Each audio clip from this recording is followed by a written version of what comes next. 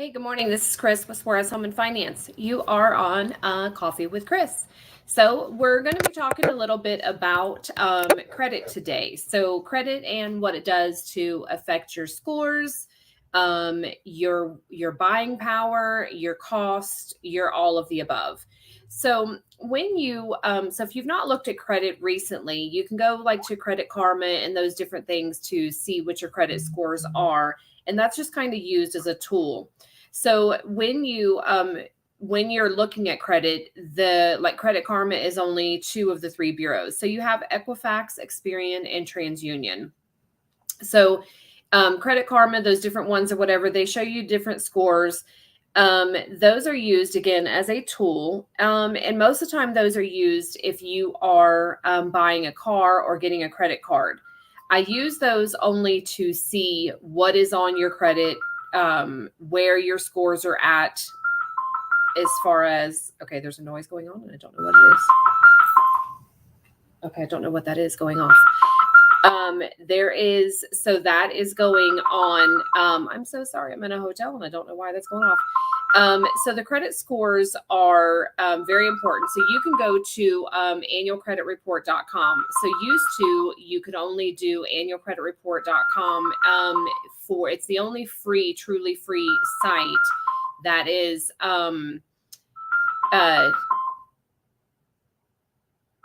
government. It's through the Fed, so on and so forth. I'm so sorry, this is so distracting. So that is through you could only do it one time a year. Now you can do it since COVID, they're allowing you to do it once a week. And so that does not give you credit scores at all. That gives you your credit profile, what's on it, and all three bureaus. The thing is that whenever you go in there and you do that, the Equifax, so like for instance, if you go into Equifax, you will have a report number or confirmation number. I think TransUnion is a login, and then Experian has something else also. So you have those three different things that you need to save in order to get into your credit report. So that's also where you can dispute things that are going on. So if you have something that is negative on your credit report, that's where you can dispute it. But whenever you are buying something, you have to be very careful on that as well, because if you're buying a house, for instance, and you have and you're disputing something today, then that can actually hurt your credit because you are disputing something. So what happens is that dispute puts it on hold, and then it kind of freezes that credit. And then I don't know what that is. It's an alarm or something. Oh my gosh. Okay, I'm so sorry. So I'll have to re-record this again or whatever, but just for purposes of now. So you go onto the Federal Trade Commission or the annualcreditreport.com. Again, they give you one free a year. So that is where you're going to dispute things if they're wrong, so on and so forth. But if you're buying a house, then you put that dispute on. That is going to freeze that credit account. So what's going to happen is that your score is going to stay frozen. That account is going to stay frozen. And whenever you're doing financing, you may have to have that dispute removed in order to continue. So if you're buying a house, and some loan types don't require that, some do, that you take that off, but you do need to do that. But your timing is everything. So what happens with credit is number one, you always want to check your credit. They always say at least once a year. I always say probably at least a minimum of quarterly, 4 times a year. So whenever you're going on to the annual credit report, and we'll put that link here, whatever as well. But whenever you go on to that, you're going to look at all three of the bureaus and see. And so some of the information, some creditors do not report to all three bureaus. Some will report to Equifax or TransUnion and not Experian. So you have to look at all three of them to see if there's something on there. So What happens is that what you need to do is look at all three of those bureaus and see if everything is correct that's on there, because you can have something come up that's not yours. For instance, years and years ago, I had a medical collection come up on me. And after doing some checking and calling, it was my child, it was my husband, it was my child's social security number, or my social security number, rather, in this instance, some other mother, and not even my address. So it's like somebody was keying in something and had two files next to them or something. I don't know. Because the doctor's office was not even a doctor's office that I had even taken my son to. So things can happen, typographical, whatever it is, things can happen. So that's why you always want to check it and see. And so, if you don't have, revolving is very important on your credit. So you really need to have revolving accounts on your credit. That is the fastest and the most effective way to get your scores up and to keep on with your credit, to make sure that it's constantly moving. So credit, I consider it like a numbers and a dates game. So if you have revolving, you need that on there. You need to have an installment loan. So for me, for instance, I don't have an installment loan on my credit, so that's actually hurting me. So do I want to go get a loan or something? No. But do I need to do something small or get my name added to something that my husband has? Yes. But I'm not looking at doing financing right now, but that is something that is affecting me. So whenever you are looking at your credit, make sure that everything on there is accurate. Make sure that if something is over 7 years old from the date of last activity, that is the key whenever you're looking at credit. 7 years from the date of last activity. So it can stay on there for that long. Even if it was a collection and you paid it off or whatever, it can legally stay on there that long. So if you have something that's over 7 years, then, and it's a negative, a positive, if it's a good account or whatever, you don't have to worry about it so much or whatever, then at that point, it just shows that you have a longer credit history. So that's a good thing. But if it is a collection, then you need to try to have that, if it's over the 7 years of date of last activity, you need to have that removed. So that is not really a dispute. It is in the process of how you do it, but it's not considered a dispute on your credit report because it's over the 7 years. It's out of the time frame that it's allowed to be on there. So it should be automatically removed. So that's a little bit different. And I've had some of those to where I've had to do that myself, that something was on there for 7 years, not necessarily a collection, but it was on there so old or whatever, and I didn't want it on there. So I was just cleaning up my credit. So that's very important as well. If you have something that is not yours on there and you know for sure, for a fact, like in my instance, that it was not on there, then I would suggest that you call the original creditor. The original creditor sells the debt to the collection company for pennies on the dollar. So what that means is that if you had a Capital One account and you didn't pay them, and so it went into collection. Well, if the collection company is not owned by Capital One, they actually sell it to the collection company for pennies on the dollar. And so they'll tell you, well, no, you have to pay the collection company. But the key thing is that sometimes you can pay that original creditor, especially if it's like a medical or something like that. Maybe it's a cable bill, whatever. You can pay the original creditor.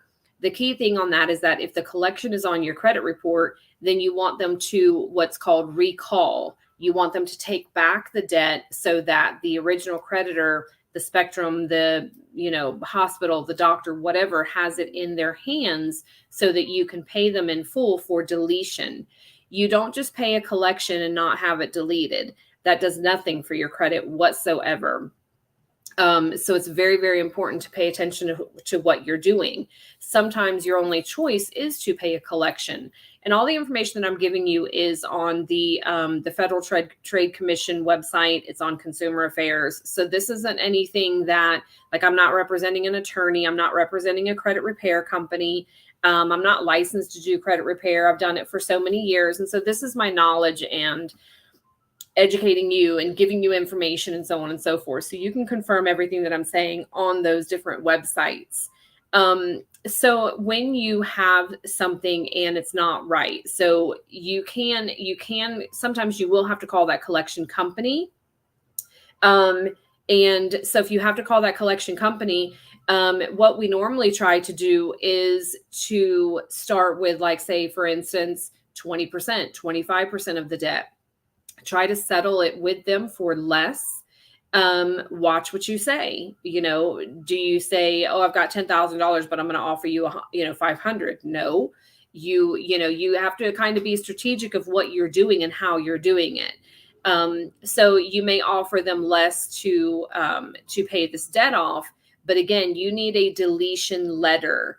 If they say they can't do that, that's incorrect. And again, everything I'm saying is on the Federal Trade Commission. They can delete it. They have the right to do it. So maybe you're not talking to the right person. Some companies just won't do it, and it's their guidelines or their rules or whatever, and they have a right to that, but they legally can. It's a matter of if they will or not. So sometimes you have to call, a different person at a different hour or whatever else, get a manager on the phone. "Oh my gosh, I'm buying a home for my family, blah, blah, blah. I need to get this taken care of," so on and so forth. So there are things that you can do, and you need to do them to keep your credit up. In an open account, open revolving, which is mostly like an American Express or something like that. If you are going to buy a home, so if I'm looking at your credit and I see an American Express on there, then I may see that your balance may be $1,000, but that's also your minimum monthly payment. I'm not going to count that $1,000 payment against you, because we either do one or the two, or two different options or whatever, but that's a different subject. So you do have open accounts as well. If those accounts are, if the open accounts are, and also for revolving, are used over 30% of the limit, then that can also hurt your credit. So let's go into that. So we talked about collection and disputing, and you need to look at your credit, once a year minimum. I really recommend 4 times a year, because there's always something on there that is not yours. So when you are buying a home or you're buying anything, your credit is very, very, very important. Your credit scores are huge. Your credit profile is huge. So the first thing that you need to look at is see what your credit scores are. If your scores are below 700 anymore, then you need to look and see what's going on. What can you do to improve your credit scores? For financing, you can always do lower than 700. Absolutely. But you want to be at the highest that you can possibly be in preparation for buying something. So when you're buying a home, so your credit scores being lower right now in this market, with your credit scores being below a 680, it could actually cost you, it could cost you higher in rate, but it can definitely cost you higher in cost. Cost meaning points and origination and things like that is the cost of doing the loan. So that can absolutely affect you. And if you're talking about a higher dollar home, that's huge. It could be thousands and thousands and thousands of dollars. In other words, it could be anywhere from, $1,000 to $5,000. That's your money. So it could be something very simple to get your credit scores up. And so that's why we're looking at credit all the time to see, okay, even though I can get you going now and get you pre-approved now, what do you need to do to be working on your credit in the meantime? So the interest rate on a home can be higher if your credit scores are lower. The interest rate on buying a car can be higher than if your scores were higher. The interest rate, the rate can be higher on a car than if your scores are lower as well. So again, your credit affects everything. On a car, I don't know if it really affects the cost of doing it, but it does affect the rate. So the first thing that you're looking at is your credit cards. That is your easiest and your quickest thing to get your credit scores up. So if your balance is 30% or more of your limit, then it can hurt your score anywhere. I've seen it 20 to 60 points. So in other words, if your limit is $1,000 and your balance is $300, you're right at 30%. Well, then your next statement comes out, you have a finance charge, now you're over 30%. So this is where that you want to have that amount lower. So I always say, you know, to have a cushion in there. So if your limit is 1,000, then don't have the balance more than, like, say, 275. In other words, to give the cushion. Again, I've seen it affect anywhere from 20 to 60 points. If you go over your limit, which I've said it a few times in different videos and stuff like that or whatever, I went over my limit by $35 one time. It hit my credit and reduced my scores by 56 points just by going over my limit. I was out of town using it, didn't realize that I was over. And so that's what happened. So 56 points just for going over the limit. Again, it is huge. So if you have in this scenario, if you have $1,000 limit and your balance is $500, to pay it down to, like, say, 275, that is nothing in the grand scheme of things whenever it comes to buying something. So again, if the credit score is costing you thousands on the rate, but it's also costing you thousands and thousands on the closing cost, just think about that rate over the next 30 years, that's what it's costing you. So it is huge. It is a huge thing. It can also be a make or break whether you are able to go with a conventional loan versus FHA. You may be forced to go with an FHA loan because your credit scores are lower. It also affects the mortgage insurance. So if you're buying a home and you're putting less than 20% down on a conventional loan, you will have mortgage insurance. It definitely affects the mortgage insurance as well. It will have a higher rate. Again, huge cost. So those are some just quick points as far as what those things cost you and everything else. So another thing that's on your credit is hard inquiries.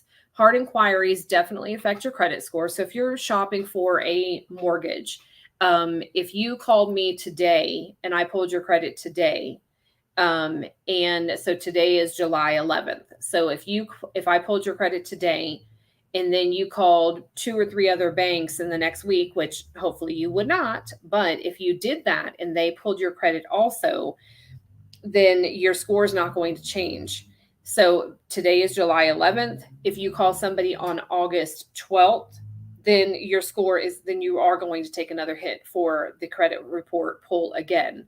So I have a lot of people come to me and they had their credit pulled through somebody else. The only time that the score is going to be different, if it's within 30 days, is if they have increased their debt or if they have had something negative come up. So those are the only 2 reasons why your score will go down in between someone pulling it and the second person pulling it if it's within 30 days. So that is key. When you are buying stuff, you make sure that if you got something in the mail, you address it. Did something, is there a collection that's coming? If there's a collection coming and it's not on your credit report, it will be there. So you need to address it. So go back to the credit inquiries. So if you have the credit inquiries on there, they can stay on there for 2 years. If you do not recognize those, again, this is where you're checking your credit quite often. And if you do not recognize those hard inquiries, then you need to dispute those to get those off. Sometimes you can call Equifax directly and do it over the phone. That's not always the case. And so you just have to, I know Experian is a harder credit bureau to get a hold of on the phone. So again, you can go onto the annual credit report. You can dispute that way. You can email, you can fax. There are rules that the creditors have to comply with as well. Credit is governed through the federal. So there are federal guidelines that have to be followed for these collection companies, for the creditors, so on and so forth. So they are highly regulated as far as are they reporting correctly and so on and so forth. I have seen companies that have been fined millions of dollars because of their trade practices, how they do things. I have seen where there was something on the news or whatever a long time ago, or like a 2020 show or something, This couple was called by a collection company and told them that the police is coming right now to come and get you, so on and so forth. They literally packed up and moved and vacated. That is not legal. So you have there are, again, federal guidelines that these companies have to follow. And so the better you educate yourself, then the better you are. This whole conversation this morning is not just about collections, but these are different things that you do need to watch for. So the credit inquiries, you can get those removed. If they're not accurate. If they are accurate, then they stay on there. So now you have something that is so the credit inquiries can stay on there for 2 years. An account can stay on there for 7 years from the date of last activity. So what does the date of last activity mean? That means that that was your last communication with them. So let's say, for instance, a collection company calls you. They can call you and say, hey, I'd like to talk to Chris Suarez. My husband answers, okay, who is this? Does not acknowledge, does not say that it's me or anything like that. He's not me, but he doesn't acknowledge any of that. Well, who's this? Well, this is so-and-so, or they may not say, or whatever. The minute that, number one, that I say that it's me, I've updated that date of last activity. They can ask you, and again, this is all on the Federal Trade Commission. You can research it all. They can say to me, what's today's date? If I give them, from what I have read, if I give them today's date, I've updated the date of last activity. So the date of last activity is important in the sense that there's a Florida statute on all accounts. So if it is a credit card, then they have, I believe in Florida, it's 4 years. Some is 5. So if it's a written contract, then it's 5 years.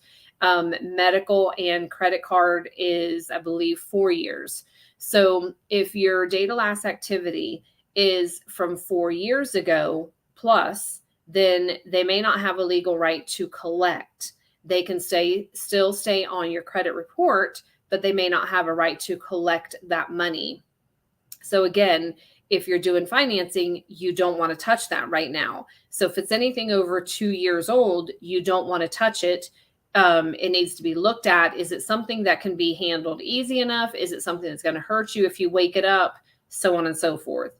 So those are different things that you're looking at. So whenever you look at your credit report, and not all of them show very clearly the date of last activity. My mortgage credit pulls that I pull whenever I'm doing financing for you does show the date of last activity. So I can absolutely see that. So you are, on a credit card and medical, it's like 4 years. If it is a written, I have seen mortgages that have come off that are no longer allowed to collect because the date of last activity was over 5 years. So again, Florida statutes are there. There's guidelines there, so on and so forth, as far as, what can be collected and what cannot. If you're buying a house, your credit scores, if you have below a 620, can you still get financing? Yes. Is your interest rate and everything else going to be high? Yes. Is it going to cost you? Yes.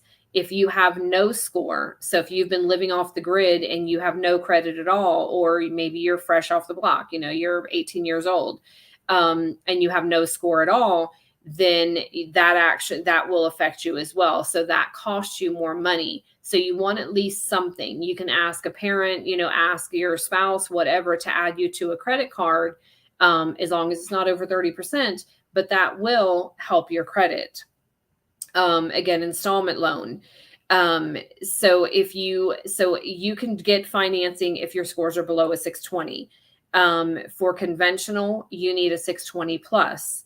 For USDA, we can, the guidelines for a USDA loan, you can go lower, but again, it's going to cost you. For VA, same thing. And for FHA, same thing. So there's different guidelines for different loan types. And so whenever you're buying a house, that's also very important to know. You need to know what your credit scores are. and whoever you're dealing with needs to make sure that they are looking at your best financial interest, but also what can you do to increase your score in order to be in a better financial situation.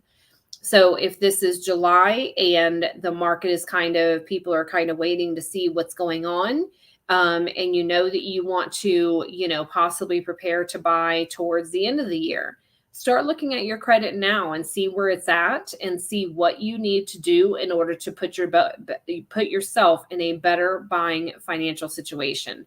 Again, it makes a difference in money, makes a difference in cost, just the whole entire process. So if you've got any questions, you can always call my office. You can always comment on posts and everything else that I have. Send me a separate message, whatever it is. There are instances to where that we look at your credit report that you send us and then take a look at it and see if I can advise you to do what to do or whatever in order to prepare. Sometimes there's just not an option, that the only way to really see is to go ahead and pull a mortgage credit report. The hit is about 5 points. But on the flip side of that is that if you are preparing to buy a house, say for instance in October or later in the year, if we pull it now, you're going to recoup that 5 points by paying your other bills.